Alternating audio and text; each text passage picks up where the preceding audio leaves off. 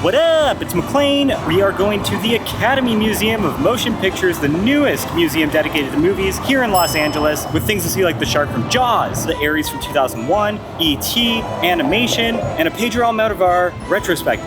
Thought I'd take you with me. Why don't we go check this place out? The Academy Museum's located at the corner of Wilshire and Fairfax, and there are entrances from LACMA or Fairfax. You will have to check in with your COVID vaccination or a negative test. After that, I suggest you look at the sky bridge above, grab a map, and figure out your path, because this museum's spread over 5 floors.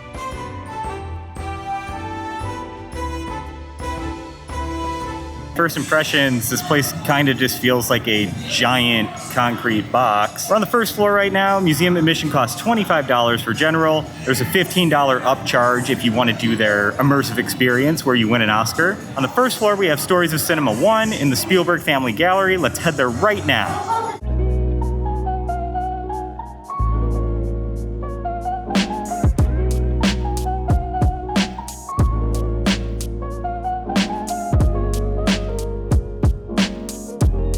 Stories of Cinema 1 is a rotating immersive installation. First impression, not to be a Debbie Downer, just feels like a bunch of TVs that are double-sided.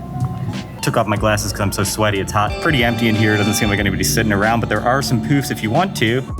Other than that, there's some tempered smoky glass for reflections and kind of feels like a closed arc light in here so far. Let's just keep moving forward. We got plenty of exhibition on the second floor.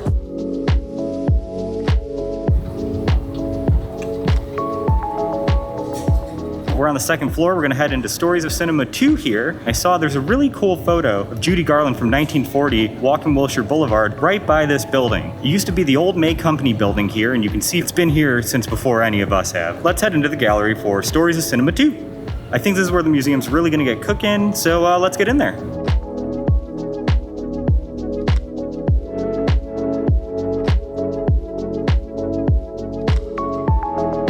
This is what I'm talking about. This is so much better than those double-sided TVs. You walk right into the gallery, big, giant screens, nice and large, and big enough to enjoy with a group.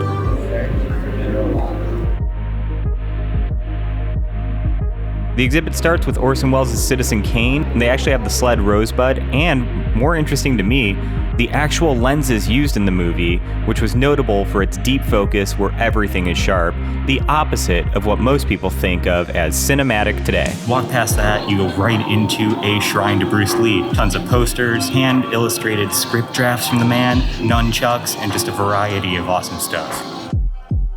Following that, we have a room that celebrates Chivo and his amazing long takes playing on a loop. And then we enter a room dedicated to Martin Scorsese's brilliant editor, Thelma Schoonmaker, with a big old flatbed film editing machine. You enter a rotunda filled with Academy Awards throughout the history of the Academy. They've got awards for everybody in here. They have the visual effects Oscar for Star Wars. What I found interesting was the way all the bases change as the years come up. This leads us to a room dedicated to the history of the awards and their acceptance speeches. To Denzel Washington, to George C. Wolfe, to Anne Braun.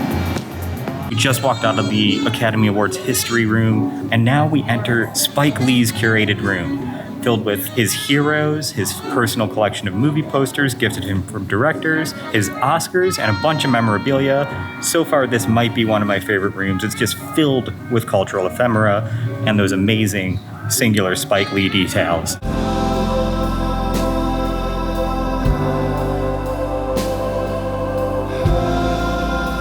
You enter a room filled with the Wizard of Oz. You see the ruby slippers and a variety of costumes, and they basically have used Wizard of Oz to give you a tour around the departments that are necessary to make a movie happen. As you walk around the exhibit, you basically see examples of the camera department, makeup, wardrobe, and a variety of other things that go into a movie, all through the prism of the Wizard of Oz.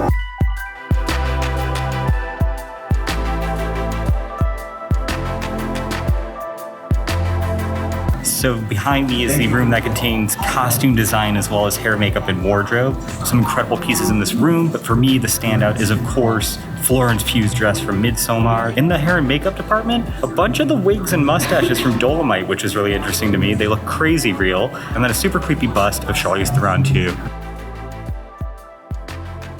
Stories of Cinema 2 struck back. What a cornucopia of amazing, amazing pieces. We're about to head into Stories of Cinema 3 that will complete the trilogy of Stories of Cinema exhibits. This one kicks off with a room that was completely designed by director Pedro Almodovar. Before I head in there, if you're enjoying this, hit me with a thumbs up, and if you could, subscribe for more content.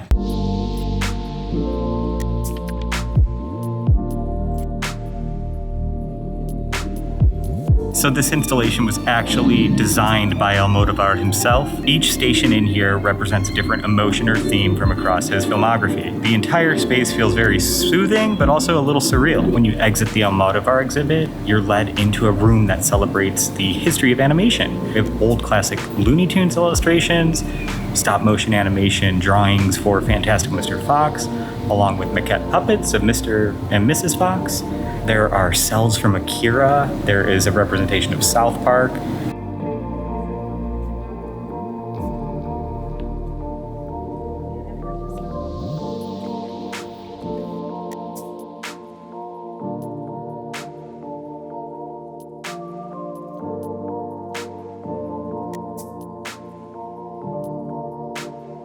We're representing Shrek here. It's kind of like Who Framed Roger Rabbit because all of the cartoons are represented in one room.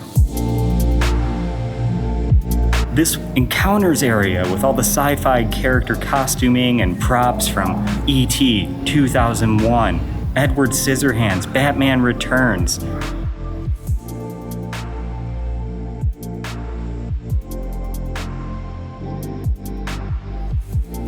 "270-degree theater" they have there, behold, with all the sci-fi clips playing.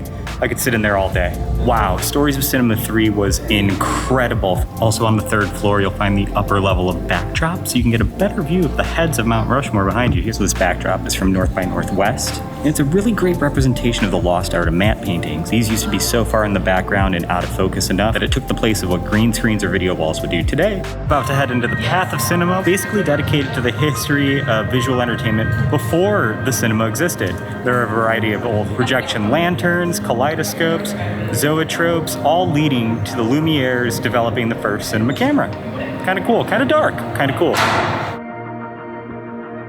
The fourth floor is home to the rotating special exhibitions here at the Academy Museum. Right now it's Hayao Miyazaki, and you are not allowed to film in there, so I'm gonna have to check this one out on my own. Only other things on this fourth floor are Bruce the Shark from Jaws and the Toy Story 3D Zoetrope that used to be a California adventure. Let's go check that out right now.